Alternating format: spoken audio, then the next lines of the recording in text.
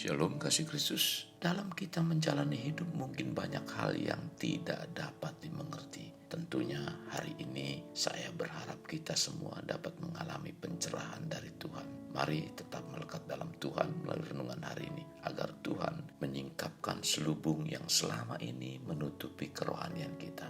Kita berdoa. Bapa, terima kasih kembali Engkau menghiasi kami Tuhan dengan kebenaran firman-Mu. Semua karena kemurahan dan anugerah yang Kau berikan dalam kehidupan kami. Biarlah kesempatan yang Kau berikan ini memaksimalkan iman kami untuk memahami firman dengan benar.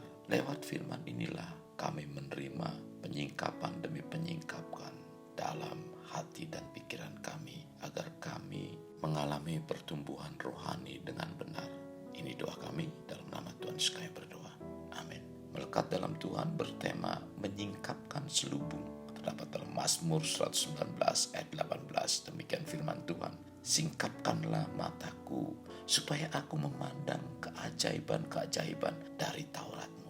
Kasih Kristus, Tuhan dalam menciptakan manusia memakai dua unsur, yaitu unsur fana dari debu tanah dan unsur baka, yaitu roh. Awal mula Adam hadir di Taman Eden. Adam memiliki persekutuan erat dengan Tuhan dan ia selalu merasakan hadirat Tuhan.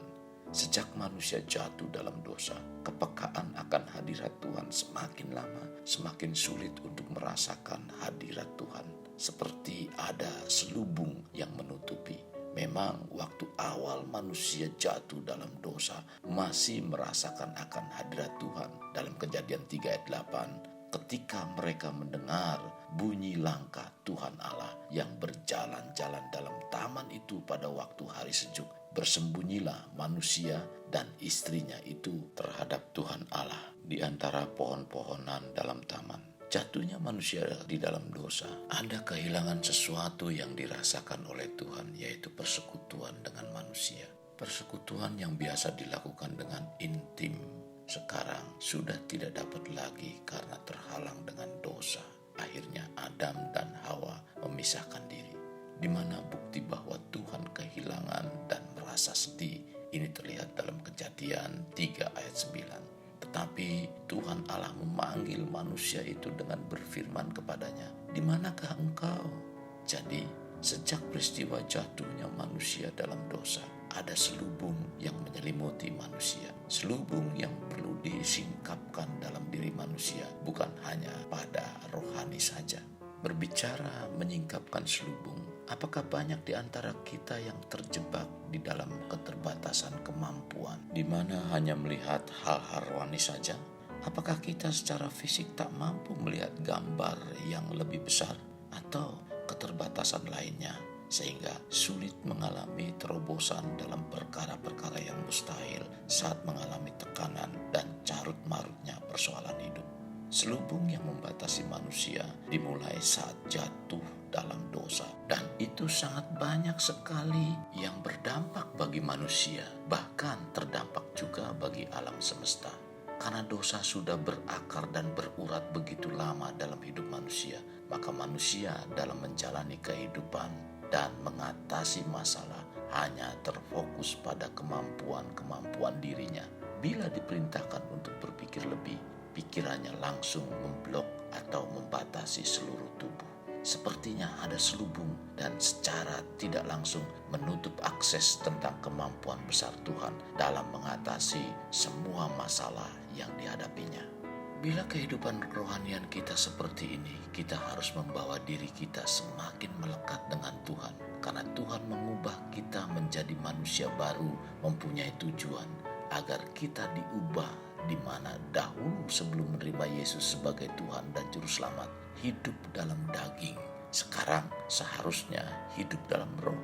Tuhan menjadikan kita untuk hidup dalam roh, agar memiliki level atau tingkat persekutuan dengan Tuhan yang tinggi, sehingga dalam memandang setiap persoalan dapat berpikir, bertindak jauh melampaui dari persoalan tersebut.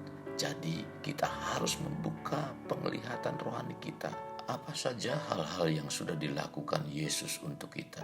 Juga bukan hanya itu, tetapi harus membuka mata terhadap kehidupan rohani. Kasih Kristus, terkadang dalam kenyataan hidup sesungguhnya kita mampu mengalami terobosan, tetapi pada kenyataannya sangat sulit menerimanya. Berarti kita harus memiliki kemampuan untuk menyingkapkan selubung yang menutupi langkah hidup yang kita jalani. Kita ambil contoh peristiwa yang dialami oleh Gehazi, pembantu dari Nabi Elisa. Ketika Gehazi pembantu Elisa bangun pagi-pagi dan pergi keluar, maka tampaklah suatu tentara dengan kuda dan kereta ada di sekeliling kota itu.